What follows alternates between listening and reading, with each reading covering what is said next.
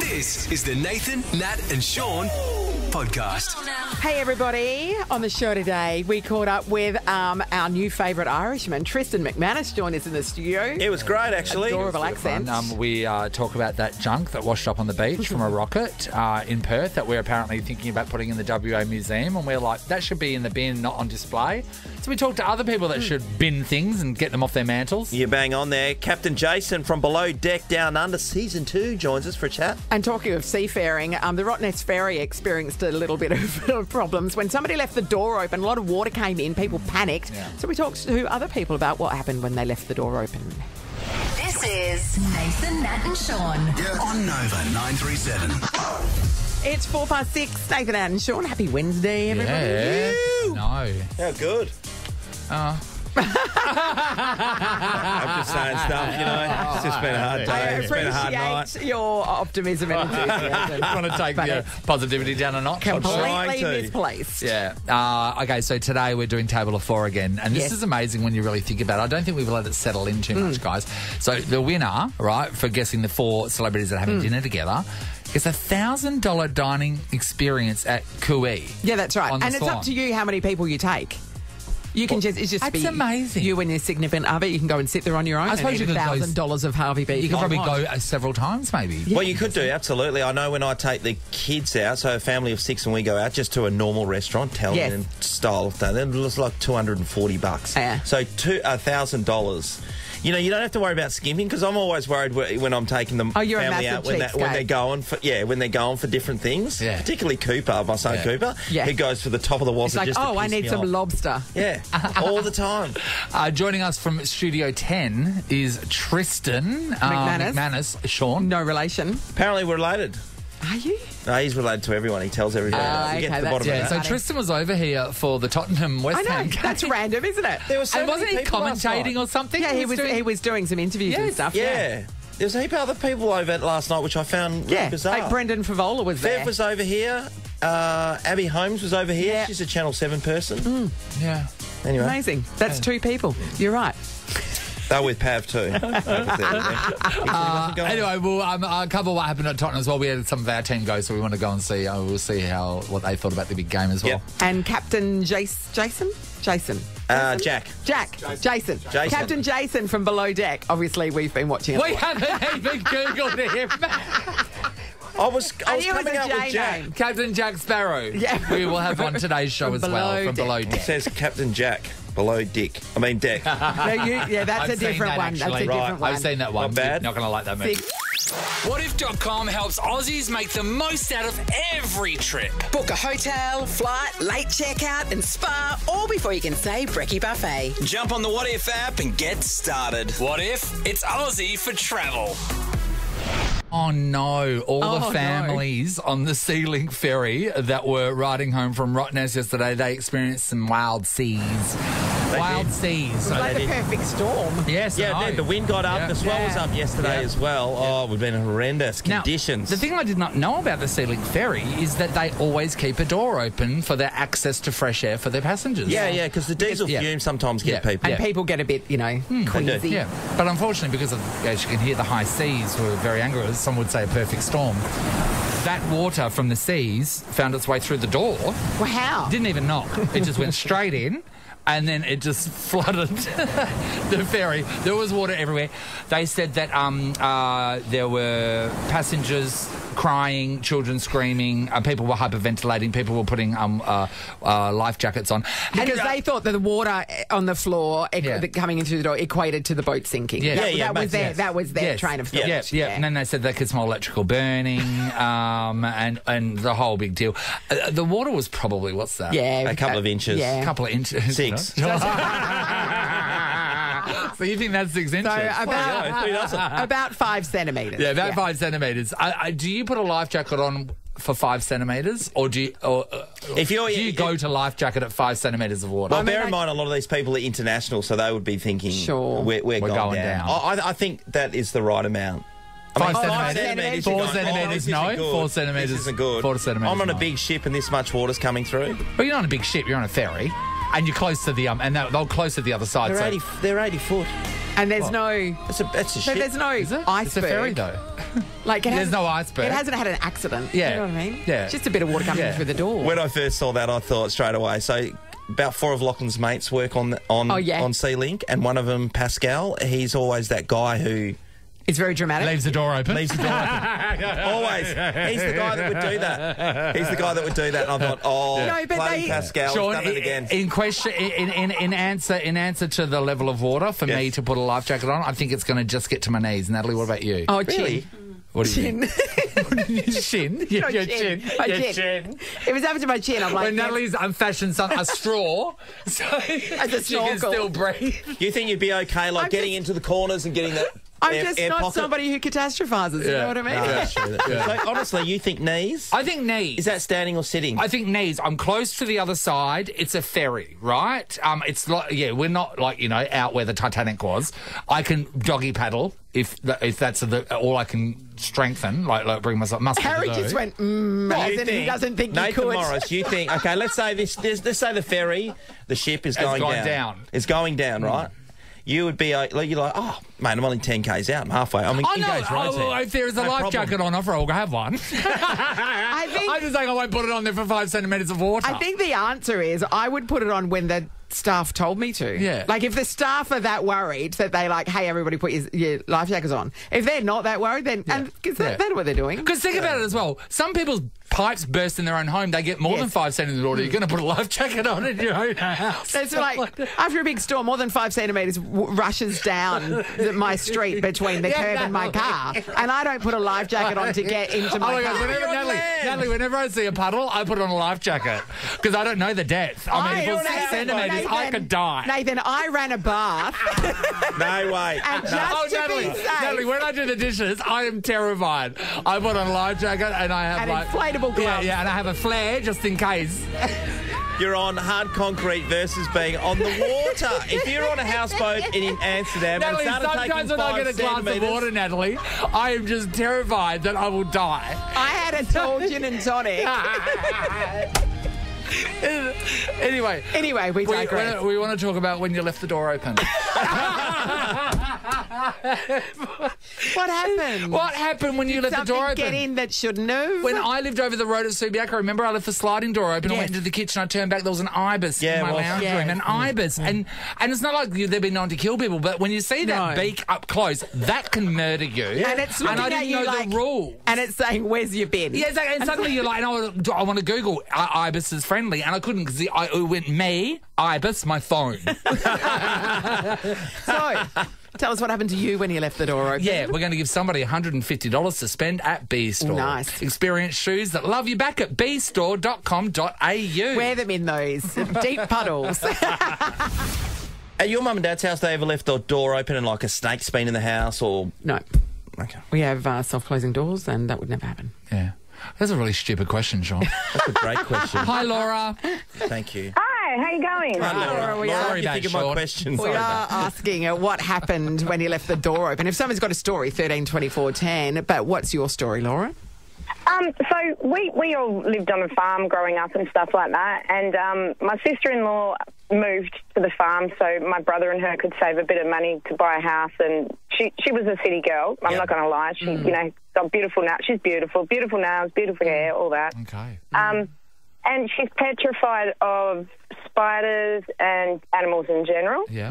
And so she was in the house one day and she left the fly screen a little ajar, but the fly screen's those old school ones on the farms, not the security grill ones, like the sort of lightish ones. Yep. Yep. And there was this crazy... Mum and Dad had a few crazy animals, like an alpaca and like a crazy old sheep, a ragged sheep and stuff like that. And this sheep, he had big curly horns, lots of hair missing, stuff like that. He looked like the crazy sheep from Shaun the Sheep. That one, the real crazy one with the red eyes. Yes. And...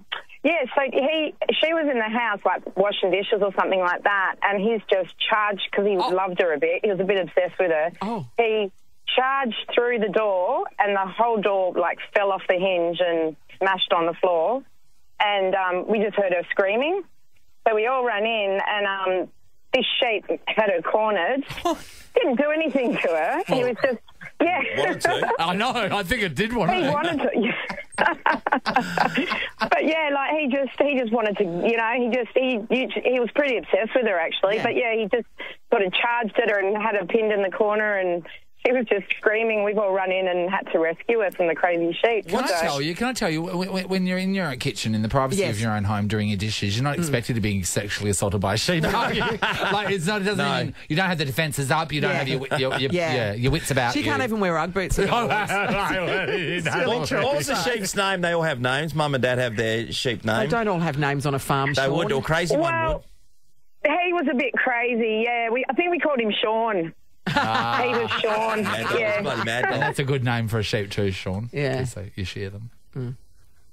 Yeah, that's Don't how get Sean it. the Can you sheep got his explain that name. to me a bit further? Yeah, I'll explain it later. 13, 24, Thank you, 10. Laura. We are discussing what happened when you left the door open. And at the moment, Laura Is in the is box in the set. lead for the $150 to spend at B Store. She certainly is. Do you think you can take that from Laura? Come on, give us a call. We're just waiting till someone comes over and tells us their story. We're all I looking just say, though, expectantly at the screen. Have a listen to this. It's really peaceful, that isn't sounds it? calm. I doesn't would it? love to be rich enough to live by the ocean. Imagine waking up and this is what you hear. God, that'd be nice. You are rich enough to live by the ocean. Here's Beck from Piara Waters. Hi, Beck. Hi, good morning. Hi, Beck. What happened when you left the door open? So I used to live in Bandup on 5 acres of bushland, and we've got 3 little kids. Yep. And they would notoriously leave the carport door open. Our carport would, the door would go into the kitchen. We had no screen on it. Yeah. And one day I was in the laundry doing the washing, walked back out, and our miniature pony was in the pantry eating all our food. That's great. Well, that is everything. Isn't it just? That's a good day. I want a pony in my pantry. That's a good day. Oh, reminds you of your pony, Cindy. What was your miniature pony's name? Winnie. Winnie. Oh, that Winnie's in your makes sense. pantry. Hey, Beck, my mum and dad are in Banjup and they had a pony called Cricket. Anyway, he's not. Thanks no for your longer input, with us. Sean. Thank you, Beck. Paul is in Belia. Hi, Paul. How you going? Hey, Paul. What was your pony's name, Paul? Peter. Peter the pony. Peter Pony. Paul, what happened when you left the door open? Well, it wasn't me. It was my sister. I lived with her in Fremantle a lot of years ago, opposite the Fremantle Cemetery Yes. on Leach Highway. Yeah. And she'd been shopping one day, and as she pulled up in the backyard and went to go in the house, she noticed the back door was open. Okay. And she thought, oh, this is a bit strange. I don't normally leave the door open. Maybe the hubby's come home. Yeah. So she walks in and puts all the shopping on the kitchen bench, and as she's walking through the house, she realised the front door was smashed. Oh. And she walks down the hallway, and this young guy, must have been in his mid-30s, looked like he was drunk or high, walks out of her bedroom with a tomahawk axe. Oh, my God, how horrifying. And she was absolutely packing her dax. And she stood there just dumbfounded and frozen. He walked past her, turned and looked at her and said, "Hello, how are you?" and walked out the front door. Oh, what polite. He didn't Very wait for an nice. answer, though, did he? Did he close the door behind him? No. There was nothing left of the door, Sean. He smashed the glass door in. There was nothing. It was just totally Someone in smashed. your house with an axe. That's a bit horrifying, isn't it? No. Yeah. God, Not the only nice way at that all. could, be like if they- okay is if you're carrying a log. Yes. Or they're just getting some firewood together for you. That'd be nice. Thanks, Paul. Thanks, Paul. $150 to spend at B Store. It's a great place. Experience the shoes that love you back at We do. bstore.com.au. Yes. We certainly do. Beck, having the pony come A into pony the in house. the pantry. Come on, How mate. does it pony in the pantry? Come on. To be honest. Nathan, Nat and Sean in podcast form. It's time to dine. Table for 4. It's time to dig in, meat lovers, with Harvey Beef Reserve. Grain fed for 100 days. Try it now at Cooley on the Swan River. We've tried it, and it is awesome, that Harvey Beef Reserve. It was so good and up for grabs. $1,000 dining experience at Kui. You just need to tell us who is dining at our table for 4. There's 4 people. Amanda, do you think you can do it first cab off the rank? Probably not. No, Amanda, I think that you'll be okay with this one today. You think? I think there's some iconic voices in Are here. you putting your life on Amanda getting the 4, Nath? No, because I do. I mean, I do want to live after this What competition. about Marlene's life? Yeah, that's fine. All right, Mum's life's on the line, Amanda. So it's quite simple. You're going to be listening in to a table of 4 celebrities. You have to tell us those 4 celebrity names in the correct order. Very important. All right, let's have a listen. Who is my daddy and what does he do? I love him. He's a great guy. You know, it was his idea to start, to have tennis players. I have a scratch and sniff of Paul Rudd's face. Righto, Amanda. 4 genuine celebrities there. Who are they in order? Oh, sorry, no idea. On any of them? No. Well, no. Not even one. No, she said no. Okay. So just, Marlene, no? Sorry, Marlene. Off with her head. She was very nonchalant about just killing my mother. I know. Brian's in Byford. Oh, Brian. Maybe Brian can save her. Hello, Brian. Hello. Hey, Brian. Same 4 voices. We just need to know their names. Let's have a listen. Who is my daddy and what does he do? I love him. He's a great guy. You know, it was his idea to start, to have tennis players. I have a scratch and sniff of Paul Rudd's face. Righto, Brian. Come on, the 4 Brian. names in order, please. I'm sorry, I don't know any of those. Oh my God! Are we hearing something different? Harry, are the speakers working, Harry? Hang on, let me just check. Yeah, they're working. Okay. All right, so let's go. Okay, look, let's go to Desiree. We've struck out twice. Hi, Desiree. Hey, guys. All right, Desiree. Look, we're For the love of God, get one of them. Here are the voices.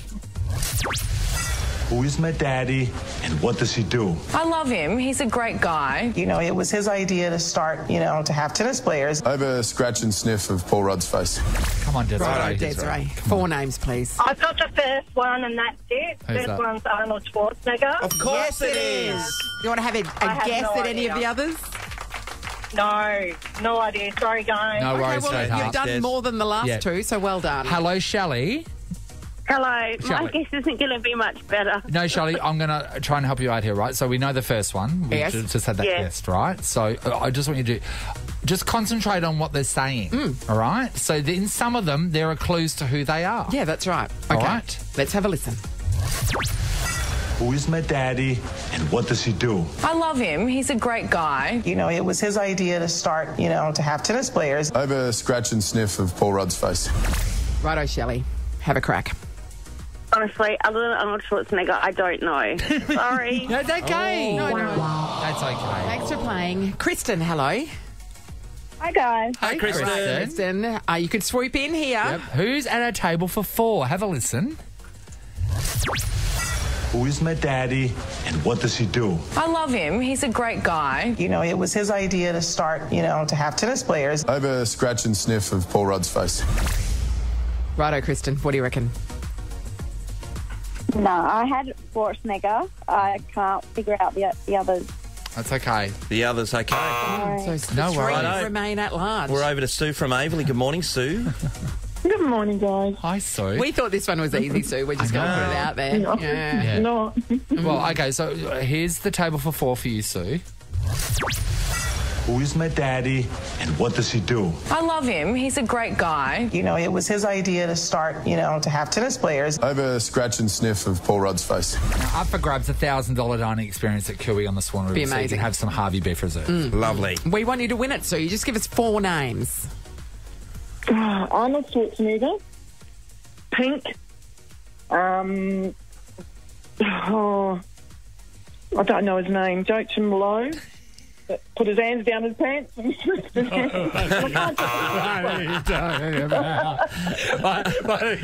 is that out of?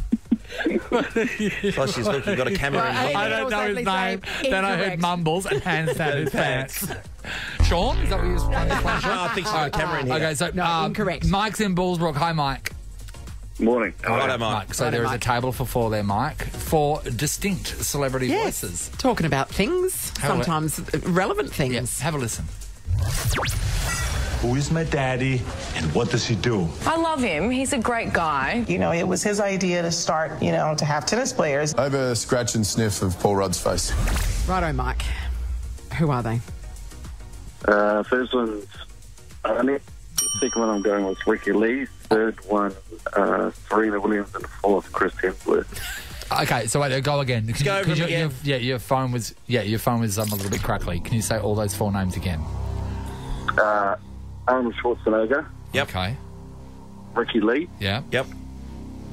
Third was Serena Williams, and fourth, Chris Hemsworth. All right, Mike. So I'm going to give you a ding for the amount that you got right. All right. So you were looking for 4. Mm-hmm. Yeah. Pretty good table so far that you've named. That's 1. That's 2 for Ricky Lee. 3 for Serena Williams. It's like a grandfather clock. Mike has come from nowhere. Mike, thank God for you. You are heading off on a $1,000 dining experience to enjoy at Kui on the Swan River. All thanks to Harvey Beef Reserve. You're going to love that, Mike, and thank you for getting those answers. It was easy, right? I've been playing the last 2 days and struggling a bit, so I'm surprised that I managed to get it. You've warmed into it, Mike, beautifully. He's match fit. Now, I'll tell you what, the first few needed a couple of laps around the ring, didn't The people they? that couldn't even get Arnie. I thought the one that people were going to have trouble with was Ricky Lee, and Mike, you came out and did Ricky Lee, so that's amazing. Well played. By the way, Ricky Lee's going to be on our show tomorrow. Yes, and we're doing this again tomorrow too. This is a podcast of Nathan, Nat and Sean.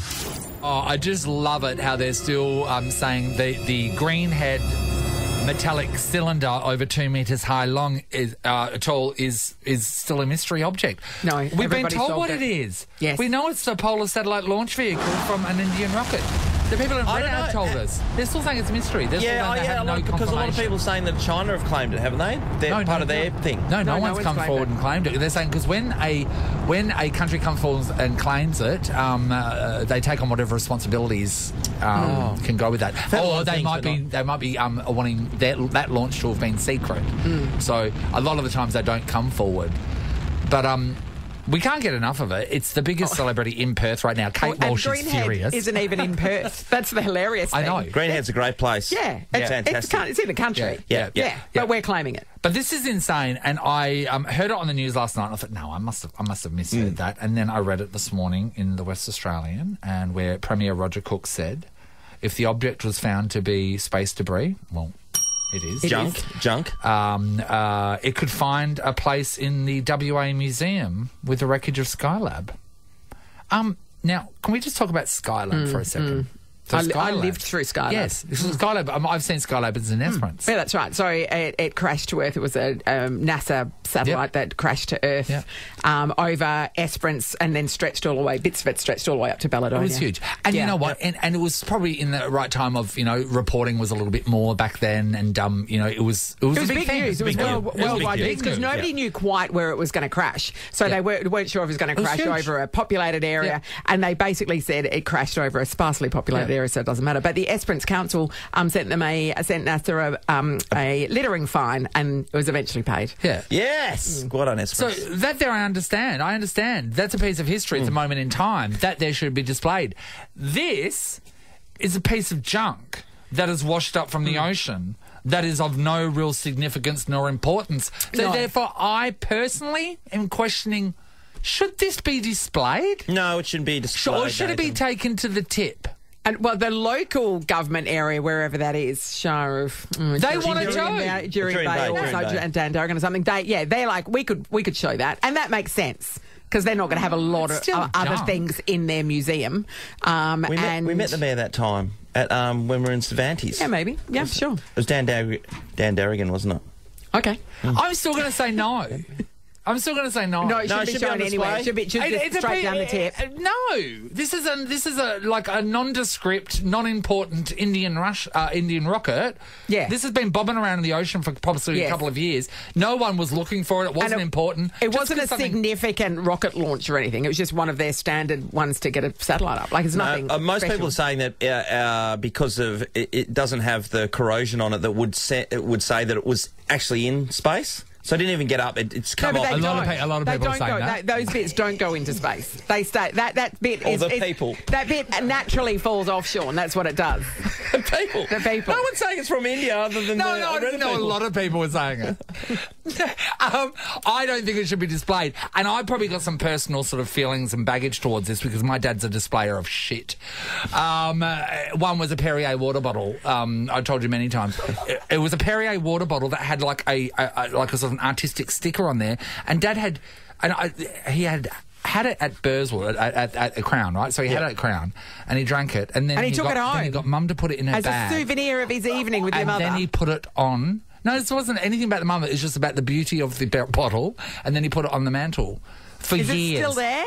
I threw it out. For years, it was sitting there displayed. So when you talked to him about this, what was his defence of... He liked the look of the bottle. He thought it was nice. What were the little figurine things that he had? Did he have things like Snoopy or something displayed? Yes. It was like Happy Meal crap. Yes, yeah. Yeah, so he'd get like something, and he'd find, and he wouldn't get it from Happy Meal. He'd get those from Swap Meet, and then he'd display them. Oh, they were second hand. Happy Meal toys. My dad is completely fine with displaying rubbish as an ornament or home decor. Well, so is the WA government, according to this. Yeah. We want to know, 13 24 10, we want to talk about things that should not be on display and that someone is displaying at their house. Is that happening in your house? Is it your parents? Do you want to dob your partner in? Go for it. We're here for you. We're going to give somebody a $300 Morris Mead makeover. Oh, nice. How exciting is that? You can book now and get $50 off 3 or more Kerastars products. Indeed. Yeah. Nailed Boy it. can say it. All right. It's on display, but it really shouldn't be. It doesn't deserve to be shown to the world. Or put it in a cupboard. Yes. That's not appropriate. No one needs to see that. Tina's in Bayswater. Hello. Hi. Hi, Tina. Well, who's the displayer, Tina? Who is it? My mum. Mm-hmm. About 15 years ago, coming back from our honeymoon, my husband and I bought, as you do, duty-free back then, and we bought a Hennessy bottle of cognac. Yeah. The bottle was probably about $600-700 because it was sparkly. It was a beautiful bottle. Mm-hmm. So we get home, we finish it off after a few months or whatever, and so Mum decided to take it because it was beautiful, nice bottle, put black tea in it, and it's had black tea in it for the last 14, 15 years. Oh, to pretend that it was still full of her bar. still full of the cognac. Is that the idea? Oh, no, like to make tea. it look like it? Yes, yeah. Black tea. So luckily her friends come over, nobody really drinks, and I've always said you're going to be so embarrassed that actually somebody wants a drink one day because you can't really offer them. Yeah. It's pretty insane, isn't it, when they are displaying something that should be in the recycling rubbish. Yeah. It's insane. Yeah. At least cognac's a little bit more of an upmarket bottle than Perrier. Yeah. Perrier's French, though. How much is a bottle of cognac? Well, that one was $600 or $700. So, isn't that something you do at uni? Display the bottles that you've drunk and put a candle in them. Remember? Yeah. Amazing. What kind of... It's not a whiskey, or what is cognac exactly? Yeah, cognac. it is a kind of whiskey, isn't it? Some sort of thing. Yep. Let's go to Abby and Leda. Hi, Abby. Hi. Hi, Abby. Hi, so Abby. we're talking about things that are on display somewhere and they really should not be on display. They should be in a cupboard or perhaps even in the bin. What have you got for us? Okay, I work... I mean, somebody nearly hit me in the car. I work in an outreach service for families that need additional support. Oh, yeah, well done, Abby. Sorry. I went visit a home, sat down for a meeting with various other services and noticed on the mantelpiece, right next to my eye line, was a half-used penis candle. At least they're using it, I Half suppose. used. What, the bottom half or the top half used? The top half has been burned. Yeah. It was various different colours. And I don't have a very good poker face or resting bitch face. And my colleague was looking at me as if to say, what's the problem? And I'm just looking at this candle That's amazing. throughout this meeting. And it's like proudly It's displayed like and used. That's great. yeah, displayed and used, and left there during this meeting where all these different services were sat there. So, yeah, definitely shouldn't have been there. You're not wrong, I think so. Abby, that's If you're great. in a professional Very funny. setting, there should not be a penis candle. Yes, yeah, good rule of thumb. Thanks, Abby. Shay's in Bedfordale. Hello. Hi. Hi, Okay, Shay. Shay. Who is it who displays things that shouldn't be displayed, Shay? My husband. Okay. One of the strangest ones was when he had his dreadlocks cut off. Yes. He wanted each one cut off individually and then pinned. He bought one of those foam heads Yes. and then pinned back onto the spot that it came off of his head. So, and then displayed them. They displayed them in the house. Displayed it in our bar, so that when people walk in, they can see this foam head in the bar. No, that is so disgusting. That's gross, Shay. And then he can say, "Oh, that's my hair. Yeah, that's what I look like." And these are the exact spots it came off of. Shay. Exactly. And then he got a little bit of beard and goatee trim so that he could pin that on the face. Oh, did that accidentally fall in the bin, Shay? Oh, yes. Yeah, good. How long did you end up displaying it for? Recently we were redoing some stuff in the bar, and I've hidden it in the home theatre. Yeah, so okay. Yeah. I'm waiting to see how long it takes him to put it back out, and he will. So how long was it on display for? What, a couple of years or what? Over a year. Oh, my God. Yeah, that's too long. That's too long, Shay. That's disgusting. Yeah. Gross, and we're sorry you have to live with that. If it comes out of your body or out of you, don't put it on display. Good rule of thumb. Thank you. $300 to spend at Morris Mead. Book now and get $50 off 3 or more Kerastars products. They're fantastic products. Thanks for the endorsement. Shay, you're going to walk away with that, actually. Yeah. There you go. Oh, thank you. No worries, Shay. Yeah, and keep the hair that they cut off and put it on a foam head and display it. Yeah. Who can play this game? Exactly. Nathan, Nat and Sean podcast. We are joined by Tristan MacManus, a great last name, of course, Studio 10 host. And, of course, he was here to watch Tottenham take on West Ham last night. Tristan, what a moment. Thanks very much for having me, by the way. Yeah, no, it was great. Yeah, Ange Postecoglou, the shining light for Australian football. His first game in charge of the team in the biggest league in the world. What did you think of the style of play? Do you think Ange ball is the way to go? Oh, I think so. Yeah, I think so. He plays great football. He's such a likeable guy as well, and he's honest. And I think it's important that we as a nation here have people in the highest echelons of all sports where people can kind of aspire to be. I mean, look, we got the World Cup starting tomorrow. Yeah, that's going to be huge. I know, and the gods of football have put Australia up against Ireland in the first one. I didn't want to have to move countries again. Where do your allegiances lie? Yeah. Who are you barracking for in that match? You'd have to go for the last night. No, not last night. Who were you barracking for? I was trying to jump. Last night I was going for no one. I hate both of those teams. Okay. So who's your EPL team then? Leeds. Okay. Oh well, they're not EPL anymore. They got relegated. Okay, yes. What a great start this morning. Harry Kuehl, Mark Viduka, Jacob Burns, who you know as well. I was on the coverage last night with Jacob Burns. Yes. Great guy. He's a great guy. Still fanboying over that fella. I'm bending his ear for years. Did you happen to slip in your phone number? You know what I mean? I gave it to him the first time I met him. Yeah. Yeah, right. Yeah. Never a call. He didn't call back. No. Maybe he just hasn't read the message. Isn't it really? It's devastating because a lot of people, you know, we get to meet a lot of celebrities, as you would as well, and then sometimes you think, I'm going to try and solidify a real relationship here in the 3 minutes I've got them. Yeah. Never works. Never works. We want to get in with Chris. You're so confident at the end as well. That went well. We think we could. The only one I did work with was James Blundell. Remember? Yes. That wasn't more. You didn't really try and solidify that. No, he did. He stalked me for 2 years. Yeah. Because I sang with him and he realised what I could do for his career. Now, of course, with a name like McManus. Yes. Is it true that you've been claiming some heritage here? Yes. So it's very, very true. So who are you related to? I used to tell people that I was Rob McManus's cousin. When in fact...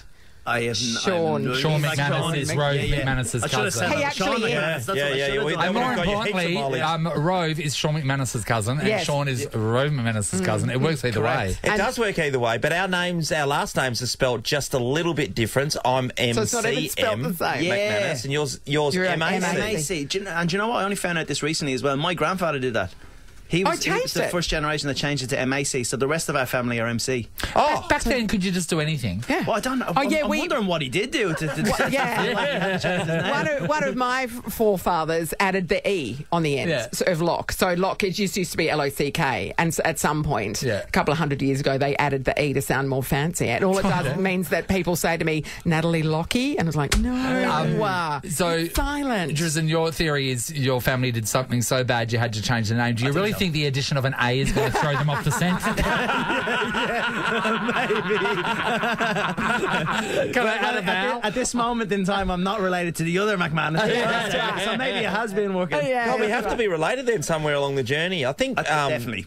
my mob would come from like Donegal. Donegal, yeah. Well, I suppose, yeah. Well, we're from Wicklow. Which is not Donegal. Which is just south of Dublin, and Donegal is north of. But again, people move. We're all Chinese over there. We could have been from anywhere. Hey, you're a weird little puzzle, aren't you? Thanks, mate. You are. So, Dancing with the Stars, right? Yeah. And now you're and you're just over here, and you did the thing last night with Tottenham West Ham. Yeah. And you do Studio 10. Like, how do you go from Dancing with the Stars in America to being a celebrity here? What happened? Nothing happened. No, I did. I was a professional dancer for a long time. Yes. You might have heard a show called Burn the Floor, which happened in the Olympics. So Burn the Floor was the show that got me back into dancing when I was in my early 20s, I guess. Absolutely loved it. And that led me on to Dancing with the Stars. You never thought to cross over to river dance? No, I never. Yeah, no, right. He's not a good swimmer. I'm not a good swimmer. Yeah. I used to have you like to use your arms. So it was compulsory for me in school to do Irish dancing. Compulsory? Oh, yeah. Was it really? Because I went to an all-Irish school. We spoke all Irish. In a town where? Everyone hated each other. He lived in a town where everybody hated each other. But I so I'd done Irish dancing, but I wasn't very good at it. Yeah, right. And with ballroom and Latin dancing, which is Dancing with the Stars, obviously there's not many lads who do it. It's certainly not where I'm from. Yes. So you kind of rise to the ladder top, a little bit quicker, you know, and with Dancing with the Stars, I loved being part of Dancing with the Stars. Yeah. But that kind of, I didn't like Los Angeles. Los Angeles isn't a place that suits my personality. It's weird, right? Yeah. So from that, to be a part of that show, that's the type of. This sounds weird, but that's the type of kind of life you have to live. That's the type of character you have to be, and I wasn't for me. Yeah. So I done it until I had enough of it, and then I left. Yes. And did you come straight here to be the judge then? To be a judge? No, I went to the UK. I tried it in the UK for a couple of years to see if it was any different, but it seemed like it was the same thing. Yeah. And then my last year there, I met a girl called Jennifer Gibney, who was part of a show called Mrs. Brown's Boys. Yes. I went and saw that show with parents. Yes.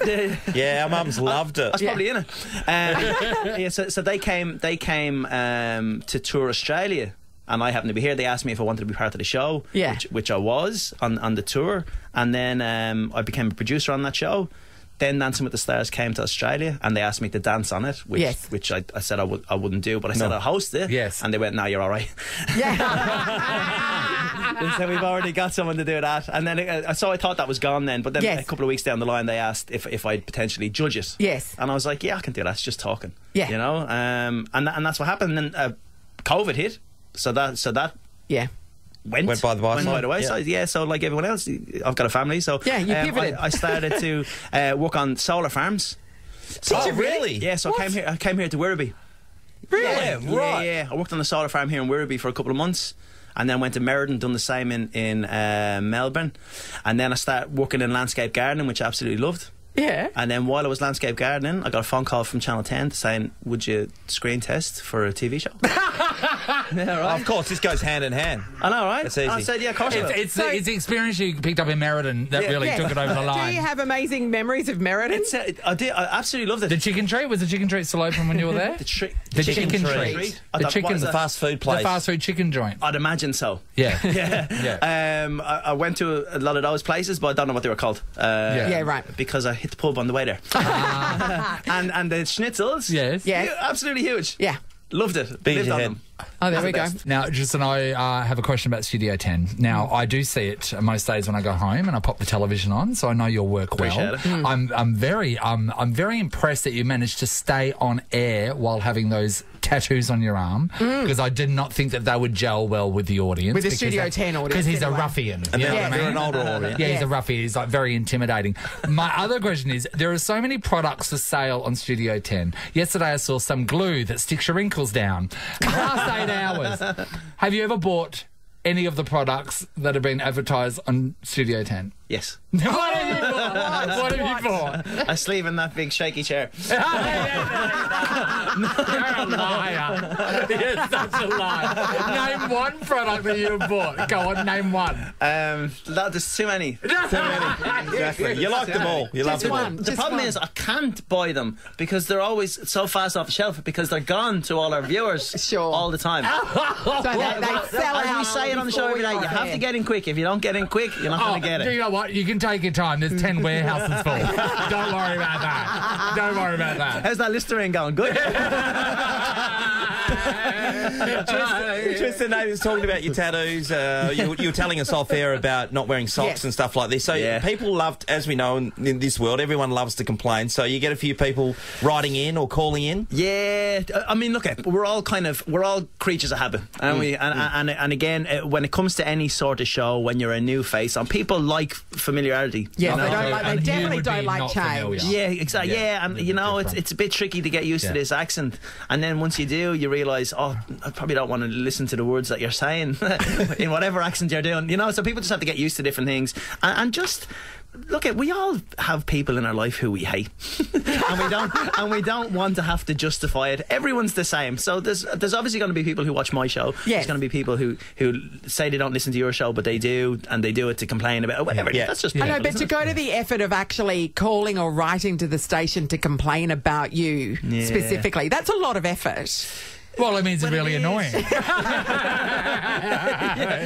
pushed these women to the nth degree. Talk about the sock thing. Talk about the sock, because you think it's not a big issue whether you're wearing socks or not, but to certain members of the audience. Yeah, the day that you broke Channel 10 was when you wore invisible socks. It was from the very, very beginning. I didn't know what it was. I didn't know if it was just kind of fashion forward or not. Yes. It wasn't like I went in and said, guess what, folks? I'm not going to wear socks today. Yes. You're going to get the emails. And you were wearing socks. You were just wearing ones you couldn't those see. Little tiny ones, which I'd never worn before in my life either. Bare ankles on the television. Well, not bare. Like there was a lot of layers of hair on there, so it's almost like I was wearing pants. Yes. But I don't know. It's just like I said. I suppose people hadn't seen male ankles on the show before. We posted a photo of us going out somewhere one night, and I was wearing a suit and I didn't wear socks. We must have been over in Sydney. I didn't wear socks, and there was comments on me not wearing socks. It's a real hot issue with some people out there, men showing their ankles. It's come full circle, hasn't it? But that's me about women. Well, my legs are quite translucent, so maybe they just thought it was. Mine too. Maybe they were just scared. Yeah, when you're scared, you write emails. Because it was glowing so brightly. Why are there two fluorescent tubes coming out of his pants? Hey, Tristan, before we let you go, because we've got to go to the news shortly, I want to ask you about Pamela Anderson and Dancing with the Stars. Going back a little bit there, but because as soon as you start dancing with Pamela Anderson, you've been seen out in the wild with her, then everyone thinks you hooked up with her. Yeah. What was she like as a person? A beautiful person. Yeah, I really liked her. She wasn't crazy in any way?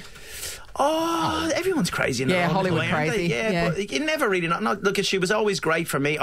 You never know what to expect when you're meeting air quotes celebrities and who they're going to be, and people that you've only seen in different places. But she was very endearing to me. Are you still in touch? Nah. We see. I started dancing with Pamela. It was the first time any of my mates had any interest in the fact that I was dancing. I bet. I'd also just got engaged to Tahina. Oh, you know, so it was like a perfect storm of everything, you know. But and he didn't really dance with her because it's Pamela Anderson. He had to basically be 5 minutes away from her at all time. There was something in the way, and we didn't really dance together because we only lasted 1 week.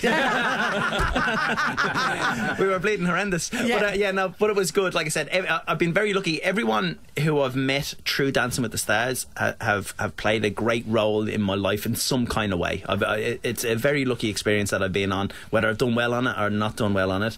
Everything has kind of led to where we are right now. Yeah. And again, if it wasn't for Dancing with the Stars, I wouldn't have met my wife where I met her in LA. And you wouldn't be here. And I wouldn't be here talking right now. to you. Via Meriden, weirdly. With this passive aggression that's going on. It's amazing, isn't it? It's amazing. He's not wearing socks anymore. I think it's safe to say you're our new favourite McManus. She said thank you so much. We can enjoy your fine work on Studio 10 and various football broadcasts, which is amazing. Thanks, Tristan. Nathan, Nat and Sean podcast. Time to catch up with a genuine captain. He's a captain, all right. We love the open seas. Captain Jason from Below Deck Down Under. Season 2 is about to get underway on Hey You. Hey, Captain Jason. Hey, how are you guys? Hi, Captain. Hey, Jason, we've been checking out your Instagram and all bits and pieces, right? Everyone is saying this guy is hot as chips. Can't wait to speak to Captain Jason. Jace. Yeah. Hot as chips. I haven't heard that one. That's a good one. Yeah. No, we've all discussed it. We'd all fall around with you. How far would you be willing to go? How far would I be willing to go where? Well, yeah, just if we're all trying to get a little bit comfortable, get a little bit closer, Nah. We'll let you have a think about it. The offer's there. I think he just said no. Hey, so we've seen many series of Below Deck around the world. Yeah. And I just want to know, right, so I've seen some pretty bad behaviour from some of the people that work the boats. What does, under your captainship, what does one have to do to get immediately fired? And I want to ask the question of, everyone that works for you seems very attractive, and then you get all these rich people that are hiring the boats. Is it ever allowed that someone is allowed to sleep with one of the people that are hiring the boats, or is that immediate dismissal? Yeah, that's a dismissal. It definitely, that's not condoned at all. That's definitely taboo. That's taboo. Taboo. Oh, that's boring. I mean, but what if, like, the rich-paying person Natalie. says, that's what I want, That's what I want, and the staff member's consenting, then... No? Oh, there's stories of that. I know a story of a stewardess hooking up with a primary and then coming back a year later as the guest on the boat. That's the dream. And then you're serving them. And that stewardess was the captain's girlfriend then. Oh. Yeah, that's that good. cuts Captain deep. Jason. Yes. Jason, Below Deck, we see so many different things, as Nathan said, but the boats that you get to drive around on, and I'd imagine you've changed over the journey. You're going around Australia at the moment, but what about overseas? Where have you been? And what size boats have you been on? Well, I've been doing it for 20 years, so a lot of the Caribbean, a lot of the Mediterranean. The last 8 years, I really focused and honed in on Asia and Pacific and tried to navigate around those waters, which not many captains have been. So I've been to the Kimberley twice, up to Papua New Guinea many times, and did a lot of work for back in the village, helping out the villages and stuff up there on our tours. Indonesia was great. I live in the Philippines and I live in Bali, so I've been trying to focus on those areas. Whereabouts in Bali do you live? I've just moved to Bali. Well, my daughter has. I live in the Philippines. We have a little resort there. And I moved to Bali. She moved to Bali for schooling. So I live just out of Canggu. Wow. Oh, do you? Okay. And, Jace, of all those places you've lived and all the islands and whatever, if I was to say, what's the best one to go to? What do you reckon? Oh, it's a good question. Like, who knows? Like, I love Croatia. Croatia's an amazing place. Greece is a fantastic place. There's nothing really, to be quite honest, if there was a few islands, I love Ningaloo Reef. I can't get enough of Ningaloo Reef. Yeah, it's an amazing place up there. I need to go back. You said Philippines, and you've got a resort. Sorry, can you just? Yeah. I was driving 73-metre boat for quite some time. So I'm more 70, 60, 50-metre size vessels. But I was on a big boat. I moved to Philippines with my Australian girlfriend, or the mother of my child, and she was a chef on boats. I met her in Spain, and we started to try and mimic a yacht life with a little 5-bedroom resort and do about 12 guests and do a high-end. Went well. COVID hit us, but we've leased that out to support my daughter and her mother to live in Bali. To bring my daughter up there. That's amazing. Oh, wow. You've probably lived 100 different lives. You really have. Hey, I do know that even on a big boat, it still can be quite pokey and, not much room. How is it with the camera crews on there? Are you always bumping into each other? How many people are working on the boat at that time? They have about 12 production crew on the boat at that time, like a couple of down in one room looking at the cameras. They've been doing it for 10 years now. They've got it down pat, and with the ceiling cameras and the other cameras. And look, that's the best thing about the show. It's a real TV show. It's not just a reality show. It's us doing our job. There's nothing scripted. I walk on the boat that I don't know. I meet crew that I don't know. That's the hardest thing. Probably the thing that's not usually in our industry is I would let the crew go out drinking every charter. but that fuels it all. Like everything that happens in the show probably happens in our industry, but over a long period of time. Every drama episode. But they do it all in 6 weeks, and there's no rest between the night out and the next charter. So everything's still on fire when they come to work the next day. So it happens. Now, Jason, we know that you're chief stewardess. We're familiar with her because we saw her on I'm a Celebrity, Get Me Out of Here, Aisha. All we saw her saying on that show was, "That's amazing." Were you aware that was her catchphrase? Honestly, she is so honest. She's nothing. Well, I think Aisha and I both are true to form to who we are personality-wise. What you see on the show and what we are in real life. Yeah. Hey, Jason, the boat that you're working on at the moment, how much is it to hire for a week? Normally, I just got off a boat in Florida, so that was I think $140,000 for the week. And how many does that sleep? Look, this is a funny thing. All these vessels can only have 12 guests. Doesn't matter how big the Russian or Saudi boat is, or 100 metres. It can only have 12 guests. There is a new clause to have more, but. Mostly they can only have 12, otherwise they move into a passenger vessel. Yeah, and we're pretty sure, of course you probably signed many NDAs, but like, is there any celebrities or business people that we would know that you're allowed to tell us about, that you've not on Below Deck, no. I've had a few celebrities back in the day. Yes. Have we had? But, yeah, not too many stories I can let out, I suppose. Okay. NDAs, mate. Bloody NDAs. Save it for the book. All right. Well, thank you so much for talking to us, Captain Jason. Below Deck Down Under Season 2, it's on Hayu right now. You can stream it. Lovely. Keep a lookout for a bit of WA coming to Below Deck. Oh, no. Okay. I can't wait. Thanks, Jace. Good to talk to you. Thanks, buddy. Bye. This is the Nathan, Nat and Sean podcast. I wonder if we had any witches contact us yet. If you're a witch out there, we are looking for a healing witch. Just somebody who can get rid of a curse, basically. Yeah, we have Sean Darcy and Jeremy McGovern have both been hit by the Nova AFL football player curse, where when we sign them up and they become our guys, get injured of sorts. They miss games. It's like God's hand comes down and just smacks them. So neither of them are playing this week. So we've got a concussion and an ankle. So if you're a witch out there and you can do some healing, so we don't want doctors, we don't want your sham work. We don't want to heal them. We want to get rid of the curse. We want real witches. Exactly. Julie, who works with us, messaged me and says, "Hun, oh my God, my auntie does the Italian Malocchio version, and so does JP." And then Love Jules. And I thought she was referring back to when we were talking about hot chocolate.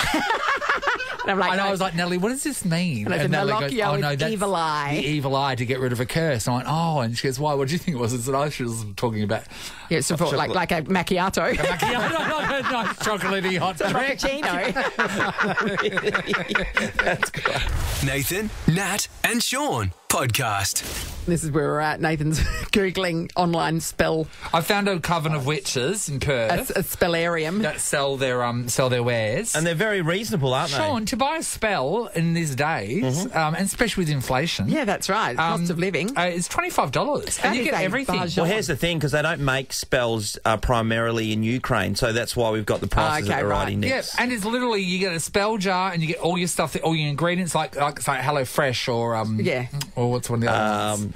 Marley Spoon. Marley Spoon. It's like Marley Spoon. So this little piggy. There's anti-anxiety, happiness, luck, money, protection, and there's a self-love one, which sounds gross. Where's the love one for us? Oh, there is no love, because I think... There's no hope for us. I do think that it's a bit taboo in the witchcraft circles to be dealing in love spells, because it's someone else's will that you know. And then if I remember what happens from Charmed, if you do something bad in the witch world, that bad thing comes back on you threefold.